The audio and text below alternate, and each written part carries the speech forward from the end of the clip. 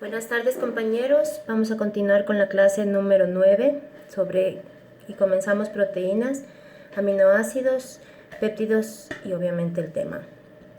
Entonces, los aminoácidos son las unidades estructurales que constituyen, es decir, la proteína. Es el elemento más básico de una proteína con su fórmula general, excepto la prolina. Tenemos, por favor, un grupo ácido, un grupo amino. El resto de la cadena donde se van a unir, pueden unirse otros elementos para dar proteínas compuestas y siempre tenemos el carbón alfa. ¿Cuáles son las propiedades de los aminoácidos? Los aminoácidos primero son compuestos sólidos, también compuestos cristalinos, presentan un elevado punto de fusión, son solubles en agua, ojo importante que es pregunta de examen, y tienen actividad óptica. Tienen un comportamiento químico anfótero. ¿Qué quiere decir esto? Que a un pH de 7 presenta una ionización dipolar, es decir, se llama un zwitterion. ¿Se acuerdan que lo habíamos mencionado en las primeras clases cuando vimos elementos generales? Entonces, eso puede hacer las proteínas, formarse una ionización dipolar y llamarse zwitterion, que obviamente permanece en equilibrio pero no iónica. Mucho tiene que ver y el pH en el que se encuentra. A un pH alcalino, el grupo carboxilo está ionizado y el grupo amino no. A pH ácido, el grupo amino está ionizado formando ¿cuáles? El amonio, y el grupo carboxilo no. Y ahí tenemos la forma no iónica y una proteína y una forma zwitterion. Vamos a hablar de la actividad óptica de los aminoácidos. Como ustedes saben, todos los aminoácidos, a excepción de la glicina, tienen carbonos alfa asimétricos. ¿Por qué? Porque están enlazados a 4 radicales diferentes. Ya sabemos, un grupo amino, un grupo carboxilo, el radical y el hidrógeno. Dependiendo de esta característica, obviamente, ¿qué es lo que hacen los aminoácidos? Presentan actividad óptica. Es decir, que pueden desviar la luz a través de disolución de aminoácidos, haciéndolo ¿qué? Un dextrógiro y un levógiro. Entonces aquí tenemos una L-alanina y una D-alanina. Sabemos que si se desvía hacia la derecha es dextrógeno y hacia la izquierda es levógiro. Vamos a hablar también, las proteínas cumplen casi con todas nuestras actividades químicas que habíamos mencionado al principio de las clases, obviamente al principio del semestre, y vamos a hablar de la estereoisometría de los aminoácidos, ¿no es cierto? Como habíamos continuando con la diapositiva anterior.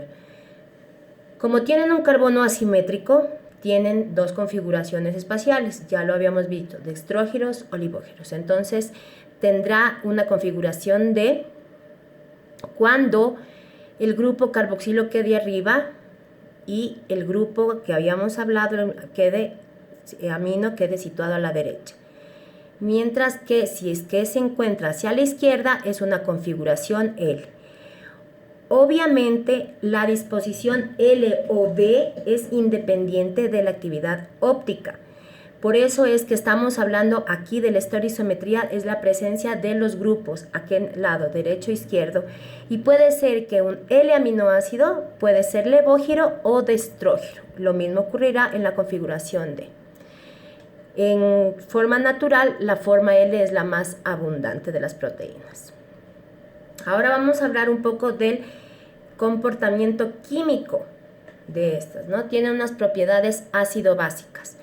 Entonces, en una disolución acuosa, es decir, en agua, los aminoácidos muestran un comportamiento anfótero, es decir, se van a ionizar, ya lo habíamos llamado, ¿no es cierto? Que dependiendo de lo que habíamos mencionado, del pH. Como un ácido, es decir, el grupo COOH libera protones y queda COO. O como una base, es decir, el grupo NH2 capta protones y queda NH3. Ahí es la diferencia entre que puede ser ácido o básico. Obviamente, cuando puede ser también hacerse una base y un ácido a la vez, obviamente se ionizan doblemente y aparecen lo que nosotros llamamos el suiterión. Entonces ahorita ya quedamos claros realmente qué es el suiterión, es decir, ser una base y un ácido al mismo tiempo. Esta forma dipolar de las proteínas en un medio ácido, como les estoy mencionando, capta protones, ¿no es cierto? Y se comporta como una base, y en un medio básico libera protones y se comporta como un ácido. Entonces, cuando nosotros captamos protones es base, cuando liberamos protones es ácido. ¿Cuál es el pH en el cual el aminoácido tiende a adoptar una forma dipolar neutra? Ese es el pH que nosotros llamamos el punto isoeléctrico, donde va a haber tanto cargas negativas como cargas positivas. Este carácter anfótero de los aminoácidos nos permite que las proteínas o estos aminoácidos regulen el pH, porque pueden comportarse como un ácido o como una base, dependiendo de lo que necesite o requiera el organismo. Aquí tenemos, mire, el punto isoeléctrico es el valor en el que el valor del pH en que el aminoácido tiene una carga neta igual a 0. Entonces aquí vamos viendo, dependiendo del pH, vamos viendo cómo se va transformando, ¿no? Propiedades. Las propiedades de los aminoácidos pueden ser químicas, que son las que afectan al grupo carboxilo, llamándose descarboxilación, o afectan al grupo amino, llamándose desaminación. Entonces, ahora sí ya saben que es desaminación, es la propiedad química de las proteínas cuando afecta al grupo amino, y las que afectan al grupo R o la cadena lateral. Vamos a entrar en un tema un poco árido y es la clasificación de los aminoácidos, por favor. Entonces, esta es la clasificación general. Mucha atención a esta clasificación, que es pregunta de examen. Entonces tenemos los aminoácidos, pueden clasificarse según la polaridad del radical en hidrófobos, hidrófilos, ácidos y básicos, según la estructura del radical. O una cosa es la polaridad del radical, es decir, de la cadena lateral, y la otra es la estructura del radical, es decir, qué estructura tenemos en esa cadena lateral que queda libre para que se unan ciertos elementos. Aquí tenemos los alifáticos, que pueden ser ácidos, básicos y neutros, los aromáticos y los heterocíclicos. Vamos a comenzar entonces con la primera, que es la estructura del radical. Lo habíamos mencionado acá, la estructura del radical. ¿Lo recuerdan? Listo. Entonces comenzamos. El primer grupo son los aminoácidos alifáticos, obviamente en los que su cadena R o lateral es una cadena hidrocarbonatada o hidrocarbonada abierta. Puede tener grupos COH o NH2. Los aminoácidos alifáticos se clasifican en neutros, ácidos y básicos, ya lo habíamos visto. Neutros cuando el radical R no posee grupo carboxilo ni amino. Ácido cuando presenta grupo carboxilo y básico cuando presenta grupo amino. Segunda clasificación son los aminoácidos aromáticos, que son aquellos cuyo radical es una cadena cerrada. Obviamente ya vamos a ver un ejemplo, vamos a ver un dibujo, cómo es generalmente relacionada con el benceno. Ya sabemos que es una cadena cerrada, ¿no? Tercer grupo tenemos a los aminoácidos heterocíclicos, en los que su cadena lateral es una cadena cerrada, pero es mucho más compleja que los aromáticos y que tienen algunos átomos distintos del carbono y del hidrógeno. Ahora vamos a ver la clasificación de los aminoácidos por la polaridad, por favor, de la cadena lateral. Lo habíamos recordado, la polaridad, ¿no es cierto? Acá, polaridad del radical. Entonces vamos a ver. Estos son la clasificación general, vamos a ir viendo grupo por grupo. Tenemos el primer grupo 1, que es un aminoácidos apolares alifáticos. Eso es bien importante, por favor, chicos, que ustedes vayan aprendiéndose, porque en los exámenes sí ponemos que un aminoácido de qué clasificación y a qué pertenece, polaridad y estructura. Entonces aquí tenemos a la glicina, alanina, valina. y a la leucina, metionina e isoleucina. Es importante, como ustedes recuerdan, yo no tomo estructura química, pero sí que sepan a qué grupo pertenece cada uno de los aminoácidos. Segundo grupo, tenemos los aminoácidos aromáticos. Aquí es donde nosotros hablamos del benceno. Miren, una cadena cerrada, ¿lo ven? Es una cadena cerrada. Aquí tenemos a la fenilalanina, tirosina y triptófano. Tercer grupo, tenemos a los aminoácidos polares sin carga. Son la serina, treonina, cisteína, prolina, asparragina y glutamina. Quiero que se den mucho en cuenta de algo, que lo tomen en cuenta. Miren, fíjense en que acá tenemos cadenas abiertas, ¿se dan cuenta? Y esto es una cadena cerrada. Si ven, aquí hay una estructura de un benceno. Por eso hacemos hincapié a nivel de la prolina, y todos los aminoácidos, a excepción de esta prolina, son alfa-aminoácidos. Quiero que vean que el grupo amino de la prolina es una amina secundaria, ¿ya? Porque tiene unida el grupo R a dos átomos del esqueleto central, formando ¿qué? Una cadena cerrada. Siguiente grupo, el grupo 4, son aminoácidos polares con carga negativa. Tenemos al aspartato y el glutamato.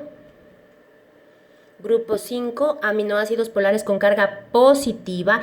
Quiero que se den cuenta aquí, en lo que estamos, ¿no es cierto? Negativos y aquí positivos. ¿Ok? Aquí tenemos en el grupo 5 aminoácidos polares con carga positiva, la lisina, arginina e histidina. Listo, entonces ya vimos la clasificación según la polaridad de la cadena lateral, ¿no es cierto? Ahora vamos a ver, siguiendo con esta clasificación de la carga del radical, tenemos los aminoácidos no polares llamados hidrófobos, ¿no es cierto? Los polares sin carga, hidrófilos, que son más solubles, que son los mismos que acabamos de mencionar antes, pero le estamos haciendo una clasificación más general. Aminoácidos ácidos, que son los que presentan el grupo carboxilo, lo recordamos, y obviamente aminoácidos básicos, que obviamente es el que tiene el grupo amino, eso ya lo sabemos. Y aquí tenemos a los grupos polares. Nuevamente les hago hincapié de que tienen que aprenderse cuál es la polaridad, la estructura de cada uno. Asparagina, glutamina, tirosina, cisteína, serina y treonina. Con carga eléctrica tenemos a los ácidos, el aspartico y el glutámico, a los básicos, arginina, lisina, histidina, que es la misma, continuando con la clasificación que habíamos mencionado antes. Los no polares, glicina, alanina, valina, leucina, isoleucina, triptófano, prolina, metionina y fenilalanina. Listo. Y ahora vamos a ver una clasificación diferente, que es qué grupo funcional tenemos en la cadena lateral. Habíamos visto a nivel estructural, ¿no es cierto?, que cadena abierta, cadena cerrada, a nivel de polaridad, y ahora vamos a ver qué tiene cada cadena lateral, ¿no es cierto? Entonces aquí tenemos la clasificación que los vamos a ir viendo por cada uno. Tenemos los primeros, alifáticos neutros con cadena no polar. ¿Quién está aquí? Un hidrocarburo alifático, por favor. Y aquí tenemos a quién.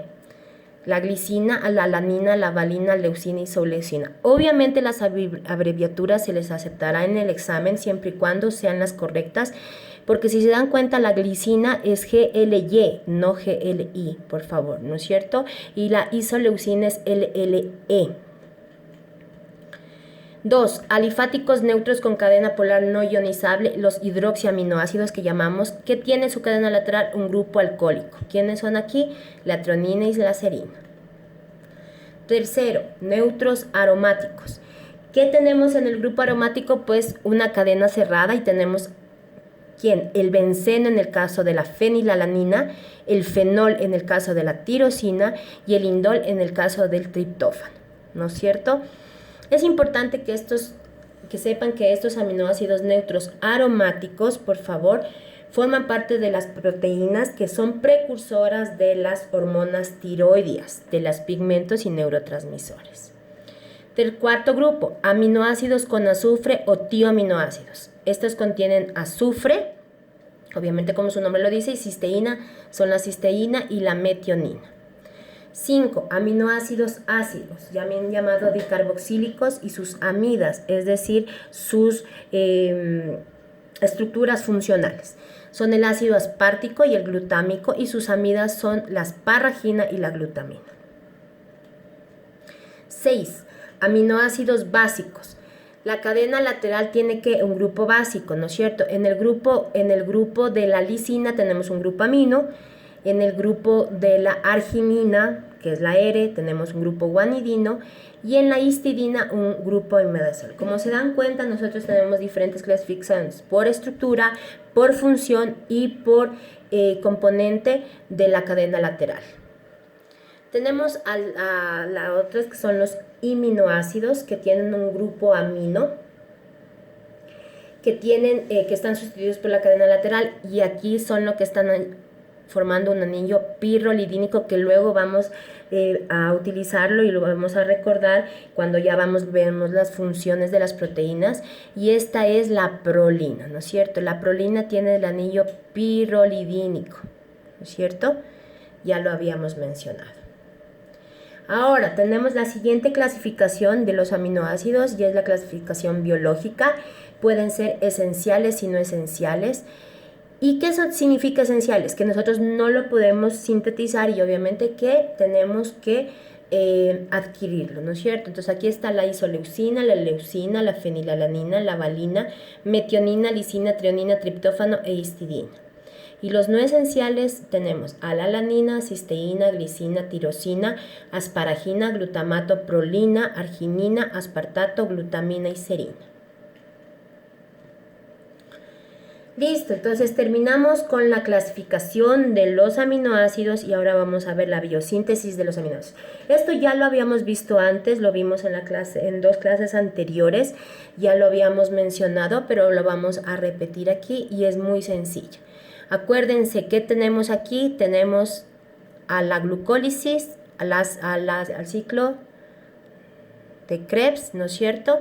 Y también tenemos a la vía de las pentosas. Entonces, de aquí nosotros vemos de cada uno de dónde sale. Eso ya lo habíamos mencionado, y es esta gráfica que ya la vimos en clases anteriores, donde estaba del alfa-cetoglutarato sale el glutamato, glutamina, prolina y arginina. Del piruvato sale alanina, valina, leucina. Del 3-fosfoglicerato sale serina, glicina, cisteína. Del fosfenol piruvato y eritrosa 4-fosfato, que recuerden es la vía de las pentosas, sale el triptófano, fenilalanina, tirosina. El oxalacetato, aspartato, asparagina, metionina, trionina, lisina, isoleucina. Y ribosa 5-fosfatalohistidina. Aquí ustedes tienen cuáles son esenciales en animales, aminoácidos esenciales, y también los derivados de la fenilalanina en los mamíferos. Listo, entonces terminamos todo lo que es aminoácidos y vamos a ver a los péptidos. ¿Qué son los péptidos? Pues la unión de la siguiente unión de los aminoácidos, es el siguiente grupo constitucional de las proteínas. Entonces, ¿qué hablamos de los aminoácidos? Es la unión de 2 o más aminoácidos mediante ¿qué? Enlaces de amida o enlaces peptídicos, ¿no es cierto? Cuando los aminoácidos se encuentran formando parte de una cadena polipeptídica, se suelen llamar residuos. Por favor, para diferenciarlos de forma libre. Eso es importantísimo. Cuando los aminoácidos forman parte de una cadena peptídica, no se llaman aminoácidos, se llaman residuos. El péptido que está formado por 15 aminoácidos o menos se llama oligopéptido, dependiendo dipéptido, tripéptido. Entre 15 y 50 aminoácidos se llama polipéptido. Y si el número de aminoácidos es mayor, ya hablamos de proteínas. Es decir, que las proteínas es la formación de 50 o más péptidos. Quiero que miren aquí la unión peptídica entre aminoácidos. La vuelvo y la repito, por favor. Esta clase ustedes la van a tener ya en sus aulas. Miren cómo se unen 2 aminoácidos y al unirse forman agua. Y esa agua obviamente va a formar condensación. Miren, forman cadenas lineales no ramificadas. Vamos a hablar un poco del enlace peptídico. ¿no es cierto? En un enlace peptídico que los átomos del grupo carboxilo y del grupo amino se sitúan en un mismo plano, ¿no es cierto?, en ángulos y distancias fijas. Ojo, los grupos de aminoácidos que están unidos por este enlace se llaman residuos, por favor. O sea, cada uno de estos, voy a repetir, cada uno de estos se llaman residuos. Ya al unirse entre los dos se llaman aminoácidos.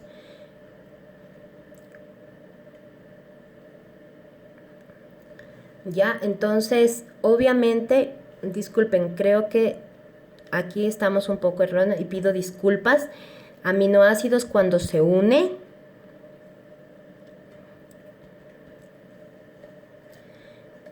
ya, entonces los grupos de aminoácidos que están unidos se llaman residuos, obviamente, porque cada uno, al ser un aminoácido libre, al unirse se llama residuo, libera una molécula de agua. ¿Ya? Entonces, ¿cómo se hace?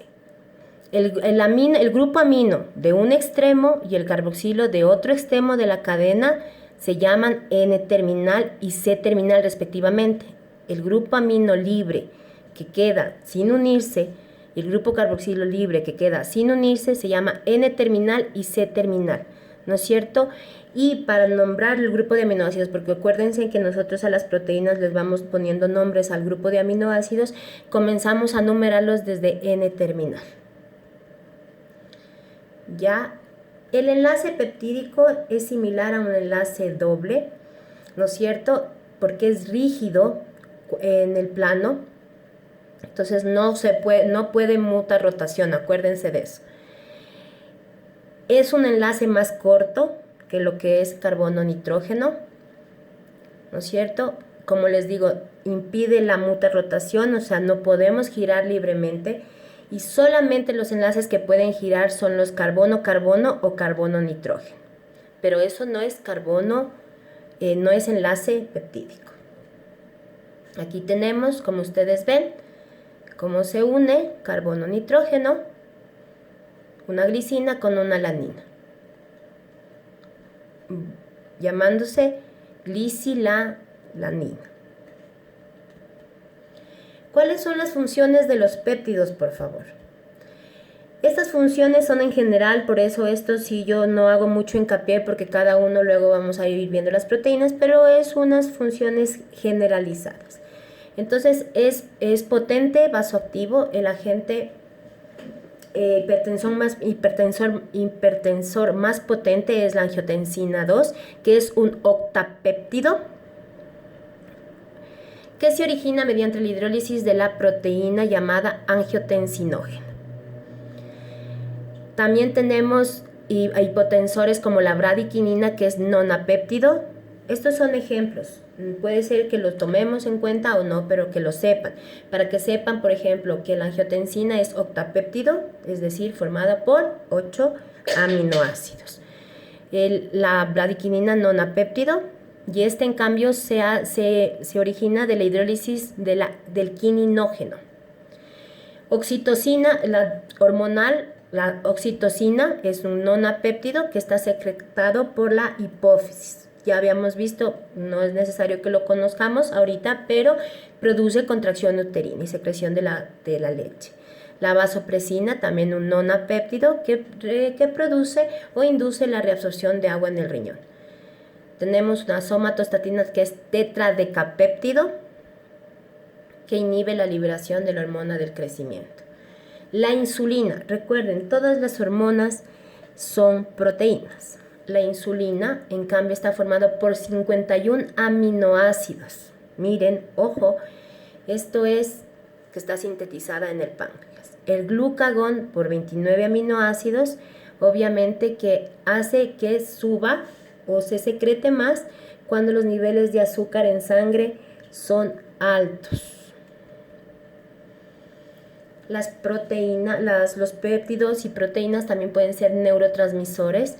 ¿Qué son los neurotransmisores? Eso, algo básico, son señales químicas que se dan a nivel de la terminal nerviosa presináptica y que a través de un receptor específico actúa sobre una neurona postsináptica. Estos son solamente conocimientos generales que ustedes tienen que conocerlos, pero que no son material de nuestro estudio.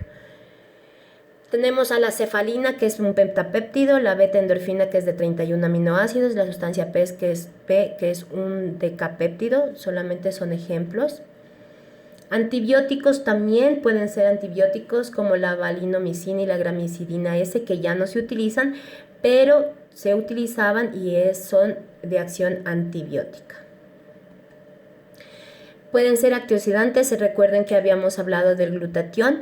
Este es un tripéptido y este es antioxidante celular. Recuérdese que son los antioxidantes, pues los que retiran todos los desechos celulares. Listo, chicos, con esto terminamos la clase número 9. Comenzamos el estudio de proteínas y espero que tengan una buena tarde. Cualquier duda, cualquier comentario, estoy abierta, por favor. Gracias.